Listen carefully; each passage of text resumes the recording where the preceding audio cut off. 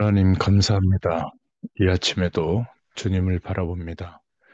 창세기를 통해서 주시는 주의 음성 듣기를 소원합니다.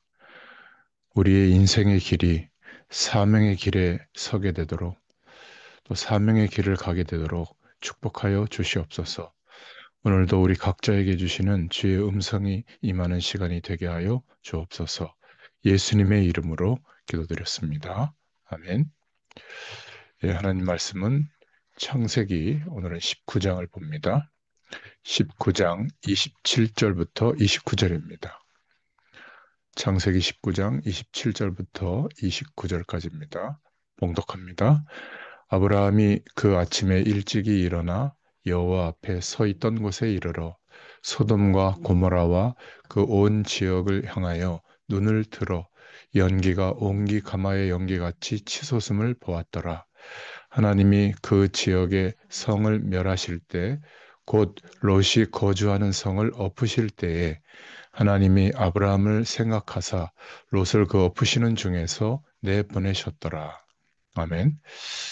네, 하나님의 심판을 목격한 아브라함이라는 제목입니다. 어, 하나님을 떠난 성공은 성공이라고 할 수가 없죠. 오히려 그것 때문에 하나님 없이도 살만하다 이런 인생관으로 살아가게 됩니다. 결국 교만하게 되고 그것이 하나님 앞에 타락이 되죠. 하나님의 심판은 성공해도 면할 수가 없습니다. 롯이 그랬죠. 강대국들도 보면 문명과 과학이 발달할수록 타락과 부패가 심해지고 결국은 실패하는 모습들을 봅니다. 개인도 마찬가지죠. 그래서 우리는 이 아침에 하나님이 나를 통해서 무엇을 하기 원하실까? 이 답을 꼭 가지시길 바랍니다. 사명을 깨달은 인생, 하나님의 계획을 깨달은 인생은 축복됩니다. 하나님의 자녀인데도 왜 실패의 자리에 있게 되죠?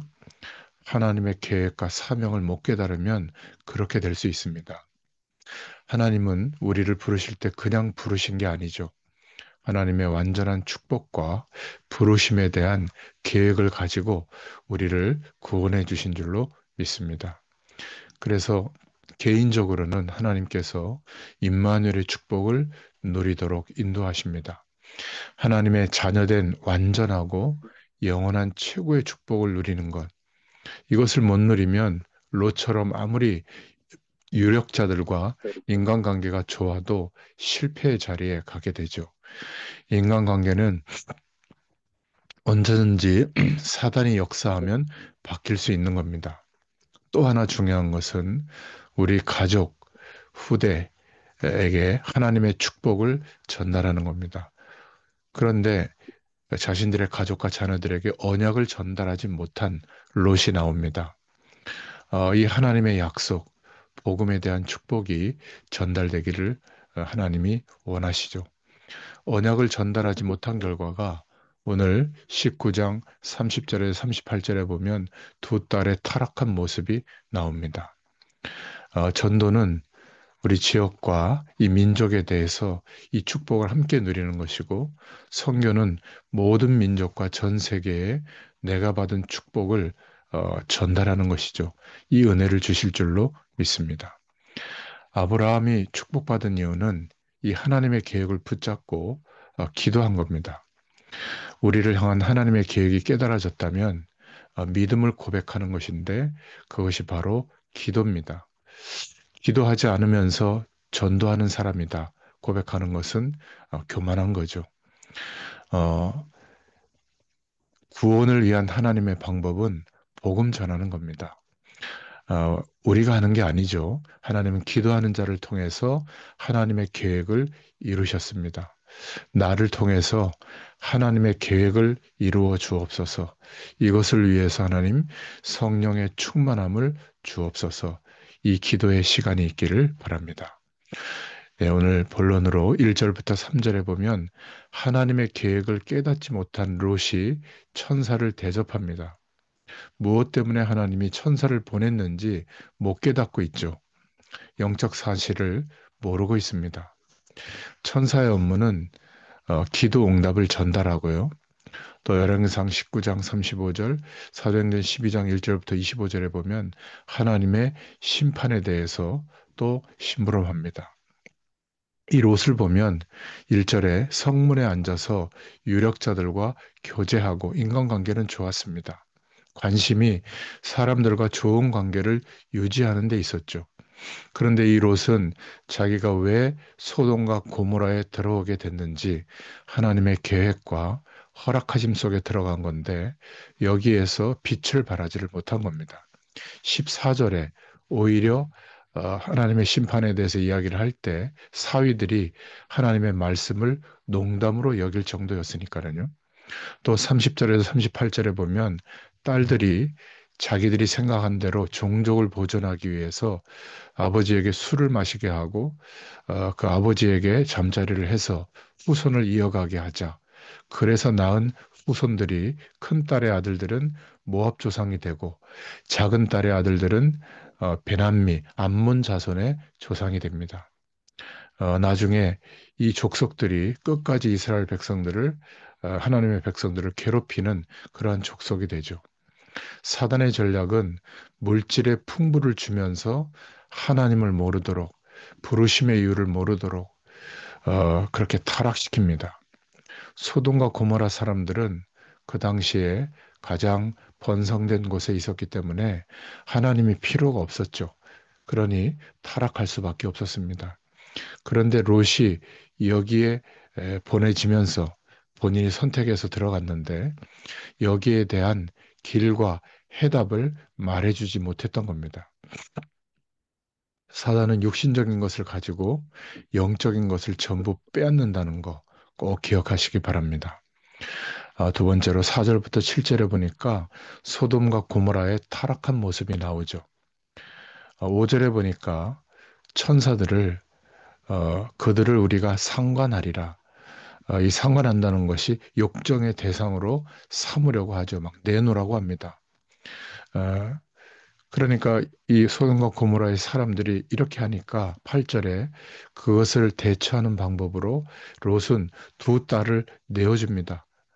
당신들이 좋을 대로 행하라. 이제 그게 방법이 되지 못하죠. 9절에 보면 그 결과 어떻게 됐죠? 이놈이 말이야, 굴러 들어온 놈이 우리의 법관이 되려 하는구나. 우리가 그들보다 너를 택할 것이다. 하면서 막 롯을 해하려고 하죠. 결국 롯의 그 모든 노력, 그 방법이 아무런 대책이 되지 못합니다. 세 번째로 10절부터 11절에 보니까 천사들을 통해서 이때 하나님의 능력이 나타나죠. 문 밖에 무리들의 눈을 어둡게 하니까 이 롯의 집에 문을 못 찾고 헤매게 되죠. 열왕기하 19장 35절에도 천사가 와서 둘러싸있던 아수르 군대 18만 5천 명을 치는 그 내용이 나옵니다. 사도행전 12장 1절부터 25절에도 천사가 벌레 하나를 보내서 초대교회를 핍박하던 헤롯을 쳐서 죽게 되는 그런 결과가 나타나죠. 이런 하나님의 창조의 능력이 언제 나타나죠? 다른 때가 아닙니다. 하나님의 계획을 이루는 곳에 하나님의 이 능력이 나타납니다. 그렇다면 우리의 인생도 하나님의 계획, 그 언약, 그 속에서 깨닫게 해주신 사명을 붙잡고 기도해야 될 줄로 믿습니다. 우리에게 주어진 주의 일들과 또 우리의 인생에 대한 계획, 하나님의 사명을 두고 기도하지 않고 열심히 한다면 그것은 우리 입장에서 계획이고 우리 입장에서 일들이죠. 꼭 기억하시기 바랍니다. 마지막 27절부터 29절에 보니까 아브라함을 생각하사 롯을 그 엎으시는 중에서 내보내셨더라. 29절에 말하고 있죠. 하나님은 지금도 마찬가지입니다. 우리의 현장에 의인 한 명만 있어도 사명을 가지고 기도하는 그 한 사람만 있더라도 하나님은 그 은혜를 베풀어 주십니다. 하나님이 우리를 부르신 이유이고 오늘 이 아침에도 하나님의 말씀을 붙잡고 기도해야 될 이유입니다. 하나님께서 우리의 현장에 기도하는 우리 한 사람의 기도 때문에 사명의 길을 가는 주의 백성 때문에 하나님께서 역사하시는 축복이 있기를 축원드립니다. 기도하겠습니다. 하나님 감사합니다. 이 아침에도 사명의 길을 갈 수 있도록 기도할 수 있는 은혜를 허락해 주심을 감사합니다. 사람들이 몰라서 이 땅이 행복한 곳이고 성공할 곳이고 찬란한 문화를 피울 것이라고 생각하지만 이 땅은 장차 멸망받을 수밖에 없는 현장인 것을 우리는 말씀을 통해서 알고 있습니다. 하나님의 축복이 임한 우리에게 그 축복이 전달되어질 사명이 허락된 줄로 믿습니다. 이 사명을 두고 기도할 수 있는 힘을 허락해 주시고 그 기도의 배경을 통하여 우리의 현장에 하나님이 남겨놓으신 사람들이 주의 복음 앞에 나와서 하나님의 축복을 누리는 인생들로 바뀌어지도록 우리를 통하여 인도하여 주시옵소서. 감사드리며 예수님의 이름으로 기도드렸습니다. 아멘. 계속 기도하시기 바랍니다.